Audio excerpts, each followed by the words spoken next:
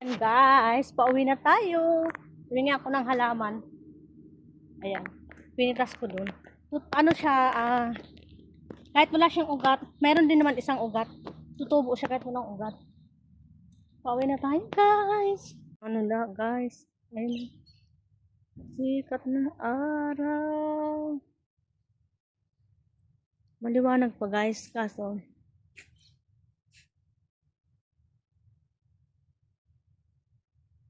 so, ayan. Kararating lang natin. Galing sa lamig ng susi. Galing dun sa may labahan. Hindi naman naka-aircon dun. Kaso binuksan ko nga yung aircon dito sa akin. Nagkukunik yung aircon. Dito tayo sa aking bahay. Magpapalit kasi ako ng bedsheet. Kaya, hindi ako dito kayo guys, palabang. Papalit kasi ako ng bedsheet guys. Kaya hindi na ako tingnan nyo, mga bilbil ko. 1 week lang mahigit na walang gym. Grabe ang tinaba ng ating Bella. Bella. Magpalit na tayo ng guys kasi magluluto pa.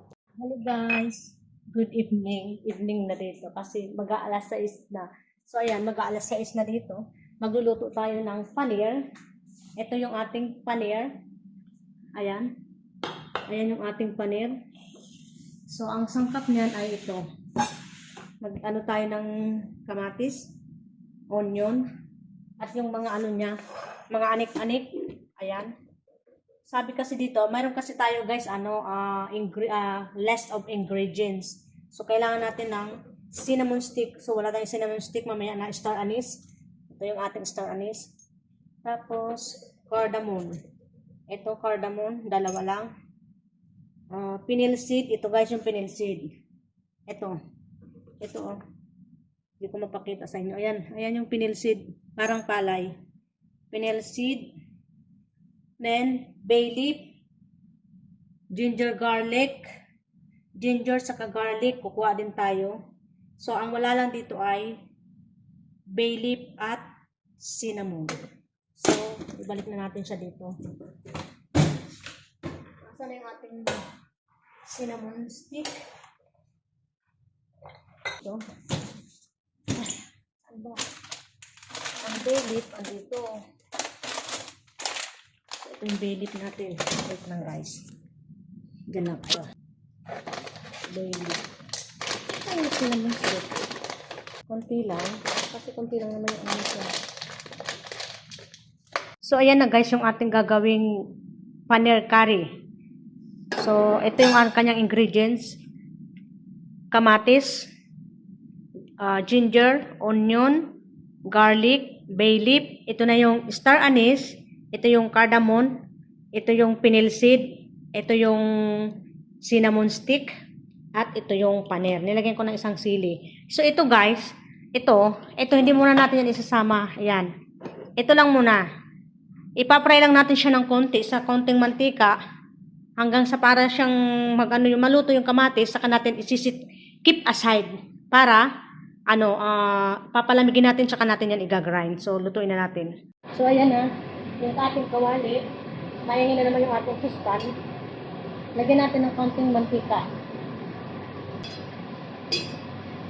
Ito na siguro lalagyan guys ng sili kasi maglalagay tayo ng mga powder, chili powder, baka sobrang anghang. So syempre, kailangan pala guys ng green chili. Maglagay tayo kahit isa. Pag mainit na yung ating mantika, bay leaf. Tapos yung star anise, cardamom, cinnamon, at fennel seed. So, hanggang maamoy natin.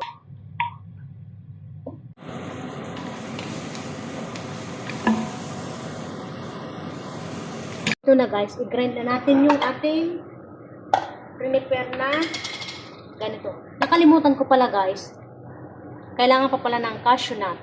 Cashew nut. So, okay lang siya ilagay dyan kahit hindi na siya pre-night. Kasi hindi ko kasi nakita doon sa listahan. Tapos, kailangan pala ng coriander leaves. Pero wala tayong leaves. So, okay lang siguro to. Lagyan na natin siya. Ay!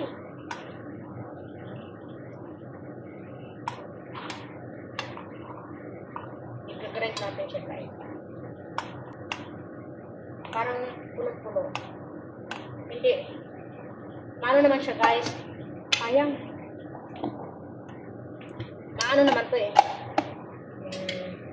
Maliit yan pag grind.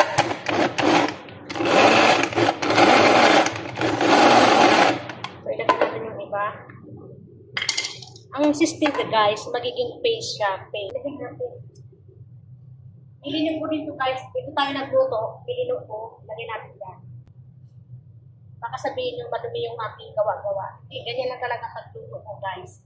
Kasi yung nilutuan natin ginisa dito, so may mga tira-tira, parang ganun din sa ating nililinuan. So, ganun din. So, ayan.